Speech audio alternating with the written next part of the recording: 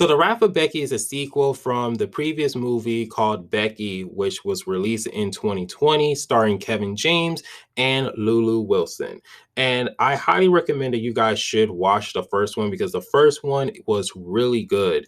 And the movie and the recap about the first one is literally that Becky and her dad are in a vacation home with his new girlfriend. And then Kevin James' character comes in with these big murderous guys, and they go on ahead and kill Becky's father, and Becky goes on ahead and get her revenge by killing all the people who are active in the group and Kevin James. And because Kevin James' character was trying to find his key, and Becky had the key, but she went ahead and just killed him. And this was the first movie that we see that Kevin James plays in a serious role, so all the shine kind of focused on Kevin James and not the main character, which was Becky, played by Lulu Wilson. And so with The Wrath of Becky, we get to see more focus on Lulu Wilson's character as playing this role as Becky, which she did a fantastic job because the events of The Wrath of Becky takes place 3 years after the first movie. And we can see how Becky, how she just keeps going from foster home to foster home because she's just pretty much just trying to find herself because she lost everything. And the only family member that she actually has is her dog, Diego. So, of course, she's like this troubled teen who just keeps continuously running away, working odd end jobs until she actually found a permanent home where she meets this old lady. But things turn into the worst when a group of guys actually appear at Becky's job and they demanded coffee, which one of the guys was very rude. So Becky threw coffee at him, and then they want their revenge as so they broke into Becky's home, steal her dog, and then now she's back trying to get her dog back, but then realized that the group of men that actually stole her dog are in much of a bigger situation where she finds out. And then so instead of just taking her dog and leave, she's going to go ahead and wipe out this whole group. And this movie is so bizarre, so outrageous, but so much fun and entertaining. This movie is 100% gory. It does not shy away on blood.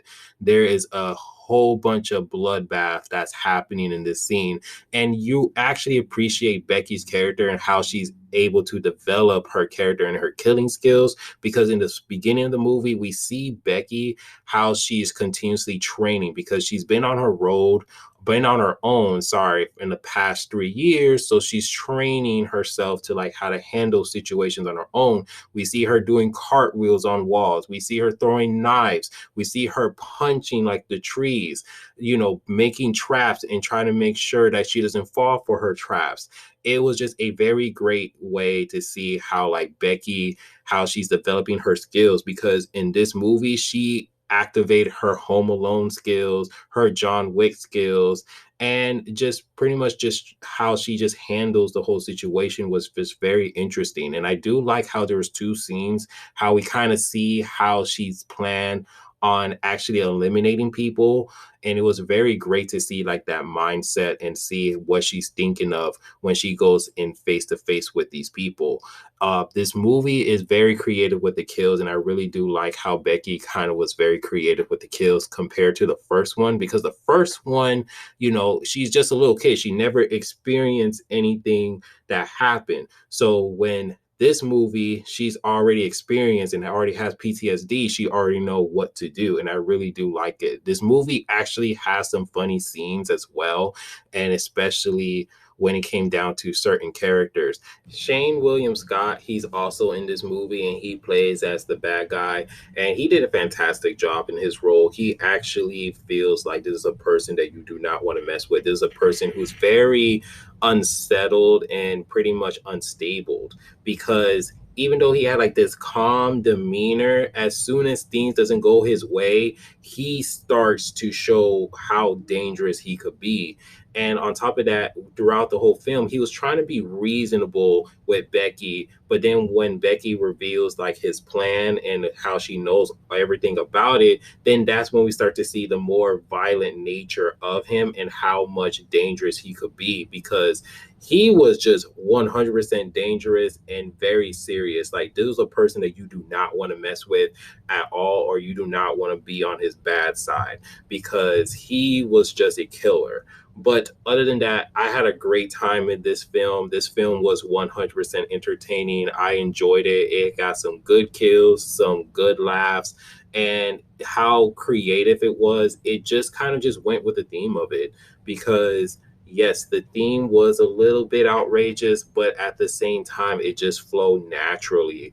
And especially too, it looks like a sequel is about to happen, and we're going to be here for it because there was this huge mystery about the key, and it looks like we're going to figure out about the information about this key in the sequels because they explore more information, or they went brief information about this key in two scenes. So, of course, the next scene of Becky, we're going to see like more information about it. But other than that, Lucy Wilson, she did a fantastic job.